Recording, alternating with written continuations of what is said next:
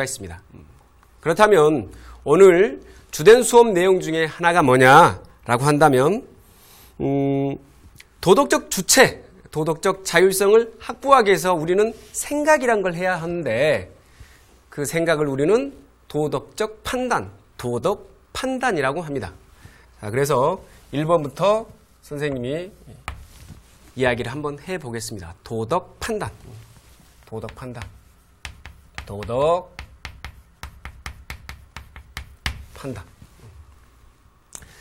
판단인데요. 어떤 판단일까요? 도덕적인 판단이겠죠. 도덕적인 판단을 하는 데 있어서 그냥 하는 게 아니고 머릿속에서 어떤 근거에 의해서 도덕적 판단을 하겠죠.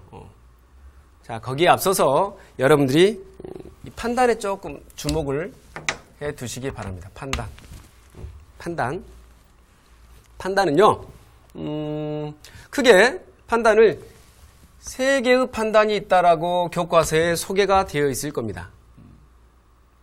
예를 들어서 요즘 봄이잖아요. 봄인데 벚꽃이 하얗다. 누구나 다 인정하는 객관적 사실이죠. 개나리는 노랗다. 이와 같이 객관적 사실을 바탕으로 판단하는 거, 객관적 사실 바탕으로 판단하는 거, 그걸 뭐라 한다? 우리는 사실 판단이라고 합니다.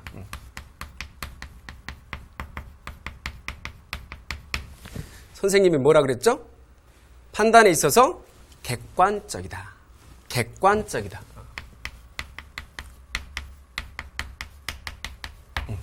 객관적.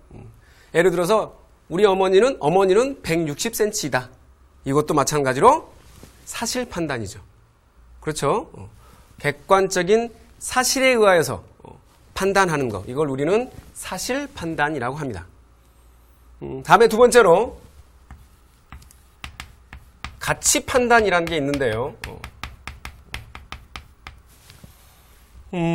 가치 판단. 가치. 여러분들 가치가 뭔가요?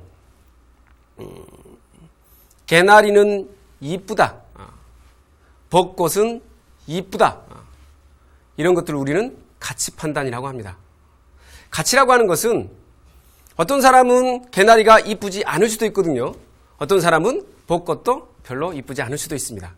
다시 말해서 가치 판단은 주관적일 수 있다는 겁니다. 아닙니다. 주관적입니다. 선생님이 갖고 다니는, 호주머니에 갖고 다니는 게 있는데, 이겁니다, 이거. 이게 뭐냐면, 여러분들 이건 선생님이 1999년도에 땄던 자격증인데 그 자격증이 무슨 자격증이냐면 네크레이션 자격증입니다. 이 네크레이션 자격증을 왜 선생님이 소중하게 갖고 다니냐라고 한다면 선생님 되게 청소년기 때 되게 어두웠던 것 같아요. 되게 내성적이었고 외향적이질 못했어요. 활발하지 못했던 내 자신을 늘 반성한 결과 나 지금 뭔가를 해야 되지 않겠냐. 어떤 인생의 터닝포인트, 전환점을 한번 마련해보고자 네크레이션 자격 연수를 받았고 그 과정 속에서 선생님이 그래도 이렇게 방송에 나올 정도로 어떤 약간의 활발함, 외향적인 성격을 갖추게 되었습니다. 그렇기 때문에 이 자격증은 남들한테는 아무런 가치가 없겠지만 선생님한테는 너무나 소중한 가치가 부여된 것이죠.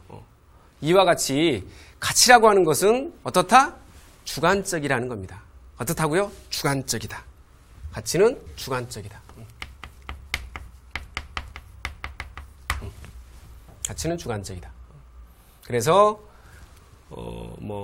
영희는 아름답다, 이쁘다, 이런 것들을 다 우리는 가치 판단이라고 하죠. 다음에 세 번째, 우리는 도덕 시간이잖아요. 그래서 도덕 판단이 나옵니다.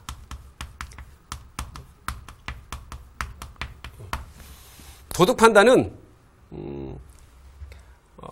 객관적이다, 주관적이다 이런 것과 이렇게 좀 같이 생각을 해볼 수가 있는데 도덕 판단은 선하다, 착하다, 나쁘다, 악하다 이와 같은 판단을 우리는 도덕 판단이라고 합니다. 이와 같은 판단을 무슨 판단이야? 도덕 판단이라고 합니다. 그래서 도덕 판단에는 크게요, 두 가지로 나누어서 살펴볼 수가 있는데, 그 첫 번째가, 사람은 정직하다. 이런 거 있죠. 모든 사람은 선하다. 맹자는 성선설을 얘기했잖아요. 사람은 본성부터 선하다. 이와 같이, 모든 것에 의하여서 판단하는 것, 이걸 우리는 일반적 도덕 판단이라고 합니다. 일반적 도덕 판단. 일반적 도덕 판단이 있는 반면에, 예를 들어서 민호는 정직하다, 영희는 착하다, 이와 같은 개개의 사람들한테 하는 판단, 이런 판단을 우리는 개별적 도덕 판단이라고 합니다. 자, 여기서 눈여겨볼 거, 여러분들, 시험에 잘 나오는 것 중에, 별거 아닌데 선생님들이 아주 쉽게 잘 내는 내용 중에 하나가 있는데, 이거 보십시오. 가치 판단과 도덕 판단의 관계를 물어봅니다. 관계. 여러분들, 도덕도 가치가 있는 거예요. 어떤 값어치가 있어요. 다시 말해서 도덕 판단은 가치 판단의 포함 관계입니다. 포함 관계.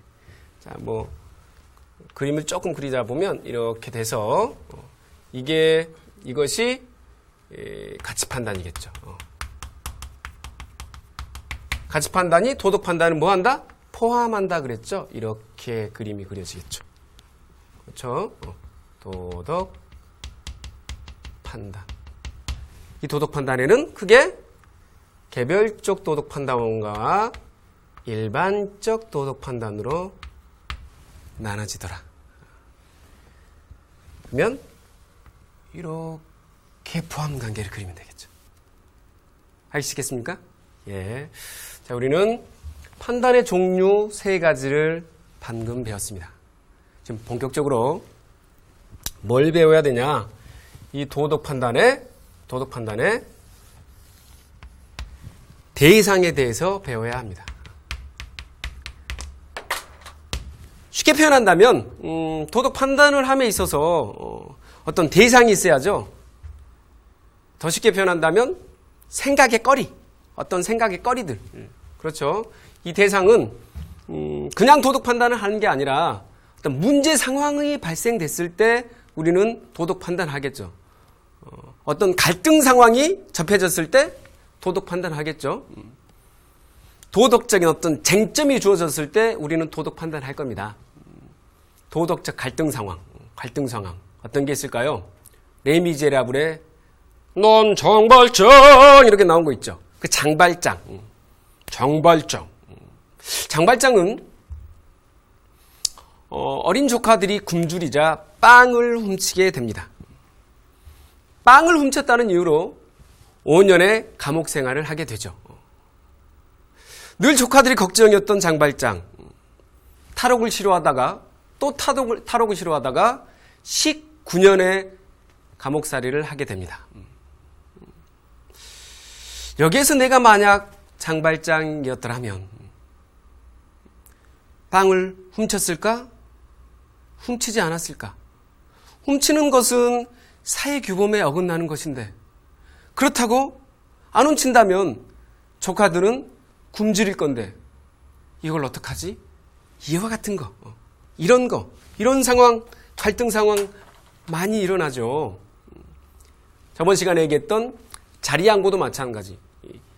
야간 자율학습 시간에 끝나고 심신이 지친 나를 버스에 올라타서 자리에 앉았더니 할머니가 올라왔어. 자리를 양보할 것인가? 지친 내 육체의 피로를 풀 것인가?